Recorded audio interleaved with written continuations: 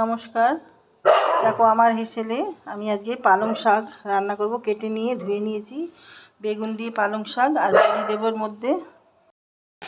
দেখো দিয়ে দিলাম সর্ষের তেল।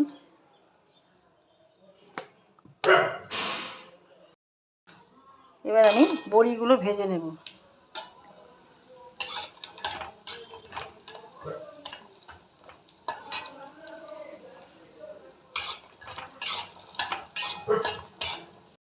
দেখো তেলটা একটু তেল দিয়ে দিলাম। আমি বেগুন ভাজবো।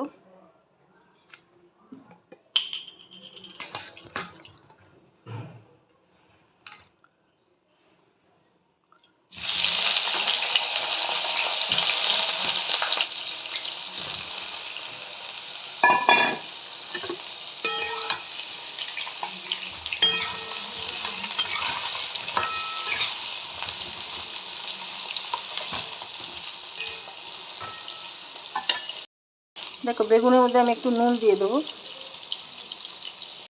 একটু হলুদ দিয়ে দিলাম। এবার ভেজে নেব।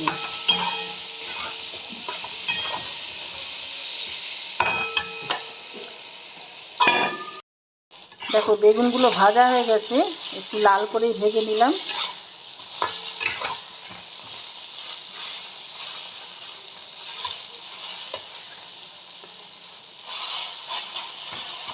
নরম হয়ে গেছে।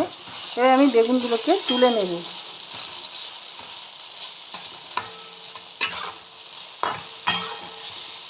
ওই তেলের মধ্যে আমি দিয়ে দিলাম পালং শাকগুলো।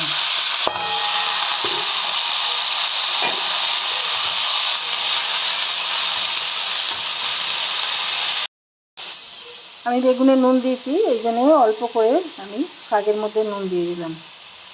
দিয়ে দেবো হলুদ, দিয়ে দেবো মিষ্টি একটু অল্প করে। দেখো নুন দেওয়াতে জলটা বেরিয়ে গেছে।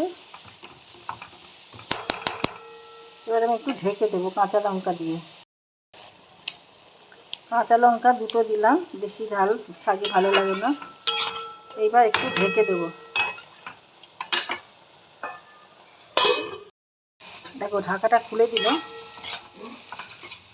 এবার আমি বেগুনগুলো দিয়ে দেবো। ভেজে রাখা বেগুনগুলো আমি এবার দিয়ে দেবো।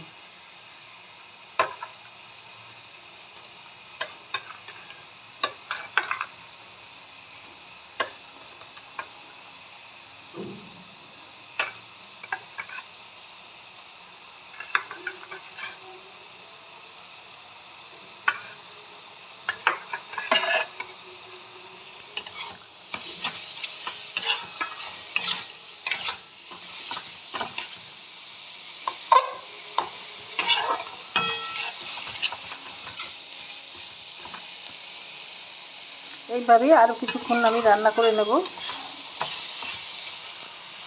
লঙ্কাগুলো ভেঙে দিচ্ছি।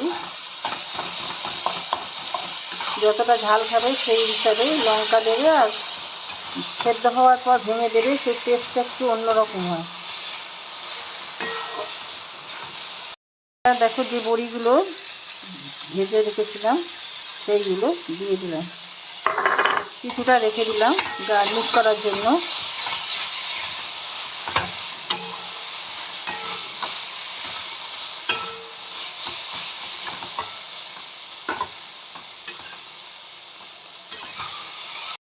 শাকটা আমার হয়ে গেছে, এবার নামিয়ে ফেলবো। শাকটা রেডি হয়ে গেছে। আমি এবার উপর থেকে একটু বড়ি ভাজার গুঁড়ো গার্নিশ করে দিলাম। গরম ভাতে দারুণ লাগবে খেতে।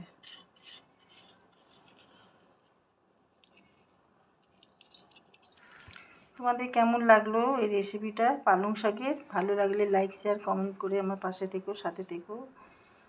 ইউটিউব থেকে দেখলে সাবস্ক্রাইব করে দিও। পাশে থাকা বেল আইকনটা ক্লিক করে দিও, তাহলে নোটিফিকেশান সবার আগে তোমাদের কাছে পৌঁছে যাবে আমার যত সব রান্নার। ভালো থেকো, সুস্থ থেকো। ভিডিওটা এখানেই শেষ করলাম। Thank you.